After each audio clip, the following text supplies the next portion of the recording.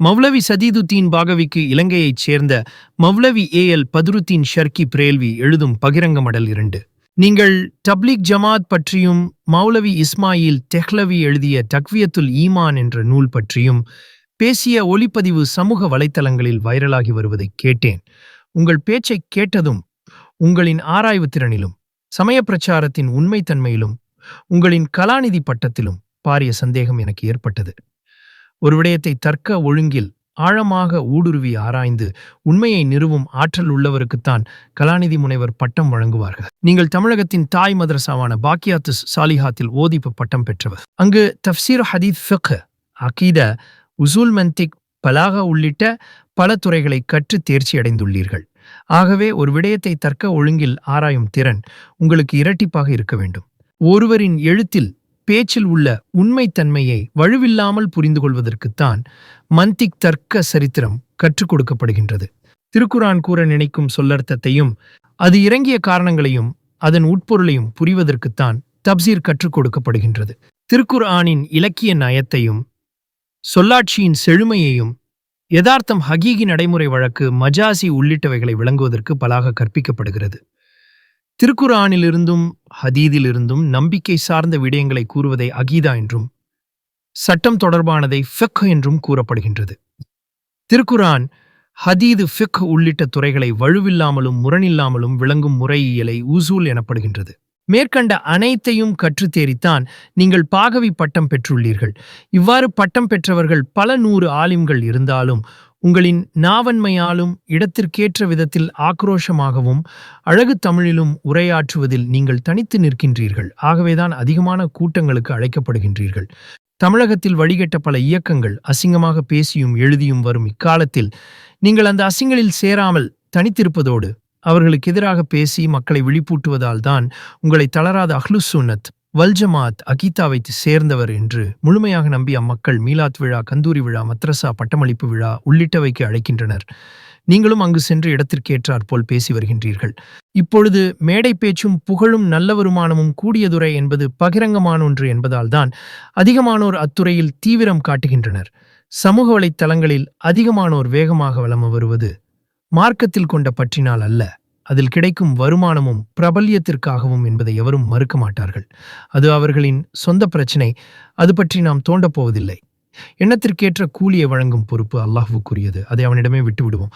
சதீதுத்தீன் பாகவி அவர்களே, தமிழகத்தில் பல பேச்சாளர்கள் வலம் வருகின்றார்கள், பலவிதமாகவும் பேசுகின்றார்கள். அவர்களின் பேச்சுக்கு நாம் முக்கியத்துவம் கொடுப்பதில்லை. ஆனால் நீங்கள் அவர்களிலிருந்து வேறுபட்டவர். மக்கள் உங்களை நோக்கும் விதமும் அலாதியானது. உங்கள் பேச்சில் உண்மை இருக்கும் என்று மக்கள் நம்புவதற்கு உங்களின் கல்வித்தரம், பேச்சின் வசீகரம் முக்கியமானது. ஆதலால் மக்கள் உங்களை உற்று கவனிக்கின்றார்கள். நீங்கள் வழுக்கும் போது அதை பிரச்சனையாக்கி பேசுபொருளாக சமூக வலைத்தளங்களில் வைரலாகி வருவதால் எங்களைப் போன்றவர்களும் அது பற்றி எழுதுவதற்கு நிர்பந்திக்கப்படுகின்றோம். உங்களை எவ்வாறு சமூகம் நம்புகின்றதோ அவ்வாறு எங்களையும் பார்க்கின்றார்கள். ஒரு தப்பு அல்லது வழிகேடு ஒருபோதும் உண்மையாகிவிடக்கூடாது. உலமாக்கள் மௌனித்தால் மக்கள் வழிகெடுவதற்கு அவர்களும் பங்காளிகளாகி விடுவார்கள். மறுமையில் பாமரனுக்கு ஒரு தண்டனை, கற்றறிந்தாலிமுக்கு 2 தண்டனை கிடைக்கும்.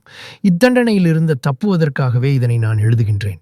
மீனை தேடிச் செல்லும் மீனவன் சில கட்டங்களில் எல்லை தாண்டி காவலர்களிடம் அகப்படுவது போல் சில பேச்சாளர்களும் மக்கள் அலையில் அல்லற்பட்டு திசை மாறி ஓரம் பேசி மாட்டுவதும் உண்டு.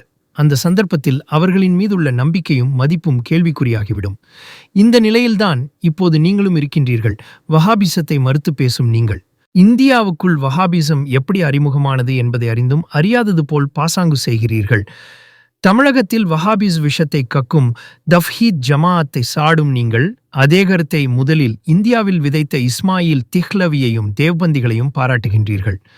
பாம்பை அடி என்கின்றீர்கள், சர்பத்தை சட்டைப்பையில் போடு என்கின்றீர்கள். பெயர் மாறினால் அதன் விஷமும் மாறும் என்று நீங்கள் கூறுவதுதான் வேடிக்கையாக இருக்கின்றது. சில ஆண்டுகளுக்கு முன் மௌலவி இஸ்மாயில் திஹ்லவியின் தக்வியத்துல் ஈமான் என்ற நூலை பற்றி சிலாகித்து நீங்கள் எழுதியதற்கு மறுப்பாக அடையார் ஆசானுக்கு பகிரங்க மடல் என்ற தலைப்பில் எழுதினேன். அதில் தக்வியத்துல் ஈமானில் உள்ள அபத்தங்களையும் குப்ரியத்துக்களையும் தக்க சான்றுடன் விலாவாரியாக விளக்கி எழுதியிருந்தேன். அதற்கு இதுவரை நீங்கள் எவ்வித பதிலையும் கூறாது மௌனத்தை கடைபிடித்தீர்கள். சமுதாயத்தை நல்வழிப்படுத்துவதற்காக பேசுகின்றோம் என்று உரத்துக் கூறும் நீங்கள் இது விடயத்தில் மௌனம் காப்பது அழகல்ல. உங்களின் உள்நோக்கம் பரிசுத்தமாயின் சத்தியத்தை பக்கம் சாராமல் கூற வேண்டும். நான் கூறுவதுதான் சத்தியம் என்றோ தான் கூறியது தப்பு என்றாலும் அதை ஏற்க மாட்டேன். அது என் தகுதிக்கு தகாது என்று நீங்கள் பிடிவாதம் செய்தால் உங்கள் உள்நோக்கத்தில் பாரிய கரை உள்ளது என்பது திண்ணம். உங்களின் இந்த பேச்சால் நீங்கள் இதுநாள் வரை பேசியவை வெறும் வாய்ப்பேச்சுத்தான் என்பது நிரூபணமாகிவிட்டது. தக்வியத்துல் ஈமான் என்ற நூல் தன்னிடம் இருப்பதாகவும் அதை தான் முழுக்க வாசித்ததாகவும் ஒப்புக்கொள்ளும் உங்களை அஹ்லுஸ் சுன்னத் வல்ஜமா கீதாவைச் சேர்ந்தவர் என்று எப்படி கூற முடியும்? உங்களுக்கும் நீங்கள் வழிகெட்டவர்கள் என்று கூறும் வஹாபீஸ தவ்ஹீத் ஜமாஅத்தினர்களுக்கும் இடையில் என்ன வேறுபாடு இருக்கிறது? இது நாள் வரை நீங்கள் பேசிய யாவும் மக்களை ஏமாற்றவும் பணம் கறக்கவும் திரைமறையில் செய்த வேஷம் என்று நாம் சுடுமொழியில் சொன்னாலும் அதுதானே பட்டவர்த்தமான உண்மை. முனைவர் சதீதுத்தீன் பாகவி அவர்களே, நீங்கள் கற்றறிந்தவர், விபரமானவர். விதண்டாவாதம் செய்து உங்கள் நற்பெயரை கெடுக்க மாட்டீர்கள் என்ற நம்பிக்கையில் அறிவார்ந்த ரீதியாக உங்களின் புரிதல் பிழை என்பதை எனது வாதத்தில் நிறுவ முயல்வேன். நீங்கள் கற்ற நூற்களையும் அனைவரும் ஏற்றுக்கொண்ட நூற்களையுமே எனது வாதத்திற்கு சான்றாக முன்வைப்பேன். ஒன்றில் உண்மையை ஏற்று நல்வழிக்கு வர வேண்டும், அல்லது நீங்கள் சொல்வதுதான் சரி என்று பிடிவாதம் செய்தால் தக்க ஆதாரத்தை முன்வைக்க வேண்டும். ஆதாரத்தை முன்வைக்க தவறினால் உள்ளும் புறமும் ஒன்றாய் செயல்பட்டு அஹ்லுஸ் சுன்னத் வல்ஜமாத் என்ற வட்டத்திலிருந்து விலகி நீங்கள் விரும்பும் அணியில் சேர்ந்து கொள்ள வேண்டும். அல்லாஹ் நாடியவர்களுக்குத்தான் நல்வழி காட்டுவான். அல்லாஹு தஆலா உங்களுக்கு ஹிதாயத் செய்து அதை விளங்கி ஒழுகுவதற்கான தௌபீக்கை வழங்குவானாக என்று பிரார்த்தித்து அடுத்த மடலில் சந்திக்கின்றேன். லஸ்ஸலாமு அலா மன் இத்தபஅல் ஹுதா.